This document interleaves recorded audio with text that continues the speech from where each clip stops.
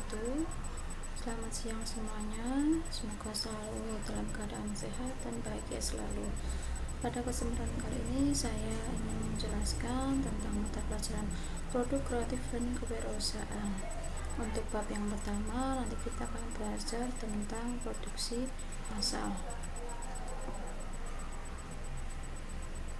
Oke, untuk produksi massal itu sendiri nanti kita akan belajar yang hakikat dan konsep produksi massal terlebih dahulu.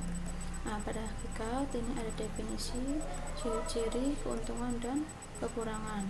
Nah, kita masuk ke bagian definisi. Untuk definisi sendiri ada produksi, ada massal dan produksi massal. Produksi adalah kegiatan menambah nilai guna suatu benda atau menciptakan benda baru sehingga lebih bermanfaat dalam memenuhi kebutuhan.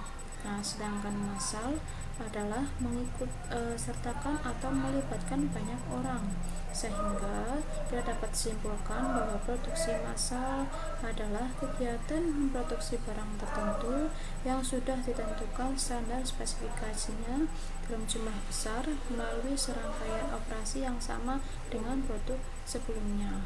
Jadi produksi massal ini produksi yang dilakukan secara besar-besaran. Kita lanjut ke bagian ciri-ciri.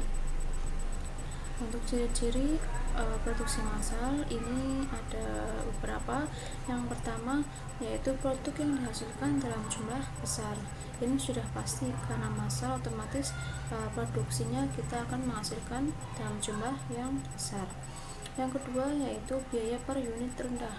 Nah, karena dalam jumlah besar biasanya harga per unitnya ini akan sedikit lebih murah. Kemudian bertujuan menguasai pasar.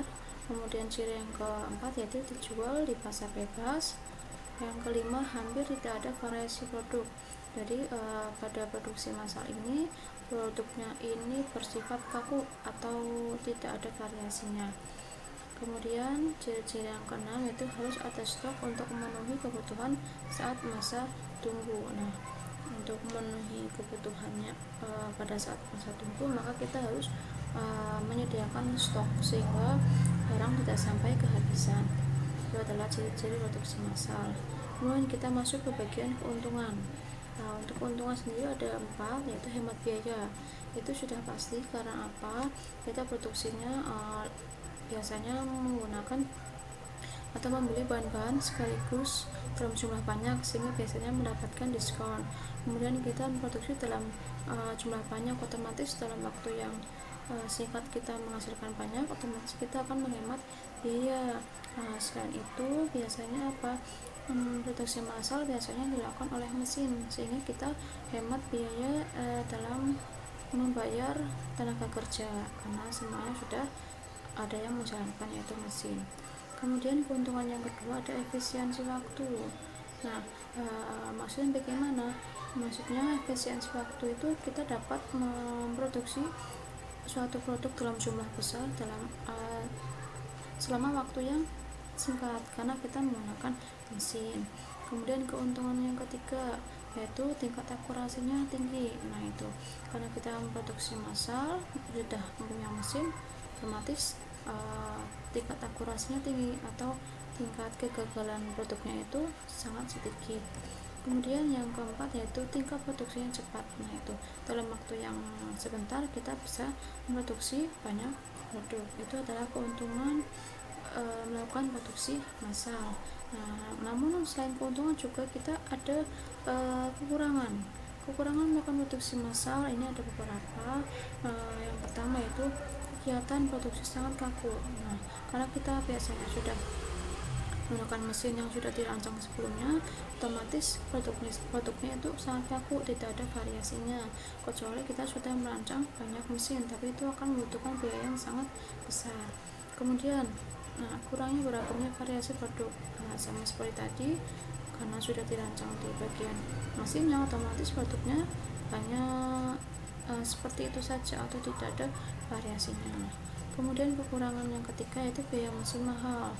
Nah, itu biaya mesin otomatis akan mahal karena apa? Karena kita membutuhkan mesin yang dituntut untuk bisa memproduksi produk yang banyak sekali, atau untuk melakukan produksi massal otomatis kita butuh mesin yang canggih. Kemudian kekurangan yang keempat yaitu tidak ada jaminan produk akan laris di pasaran. Nah, ini akan untuk yang kekurangannya 4 sebenarnya itu fleksibel karena kita tidak tahu di pasaran seperti apa. Namun memang ketika kita sudah memproduksi banyak produk diharapkan inginnya kan pasti laris di pasaran, tapi tidak ada jaminan produk akan laris di pasaran, sehingga itu menjadi salah satu kekurangan dari produksi massal. Sehingga pintar-pintarnya kita untuk melakukan promosi dan sebagainya. Nah, ini untuk penjelasan mengenai hakikat dan konsep awalnya sudah selesai. Oke, di sini saya akan memberikan tugas mandiri kepada kalian.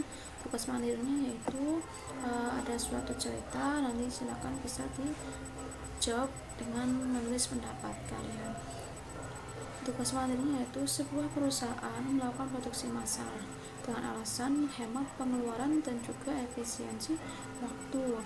Dengan adanya produksi massal, pekerjaan yang tadinya dilakukan oleh tenaga kerja kini dilakukan oleh mesin. Menurutmu, apakah hal tersebut akan mengganggu penyerapan tenaga kerja? Kemudian, apakah kelebihan dan kurang produksi massal? Tulislah pendapatmu di kertas, kemudian silakan kirim di Teams, Microsoft Teams kalian. Nanti akan saya buatkan tugas atau assignment yang kalian harus kerjakan. Untuk waktu biasa 1 minggu, jadi maksimal itu dikirim sebelum pertemuan selanjutnya. Nah, demikian penjelasan video kali ini untuk produksi massal yang bagian hakikat dan konsep produksi massal. Video selanjutnya nanti kita akan belajar tentang perencanaan produksi massal. Terima kasih. Wassalamualaikum warahmatullahi wabarakatuh. Semoga bermanfaat. Selamat sore semuanya.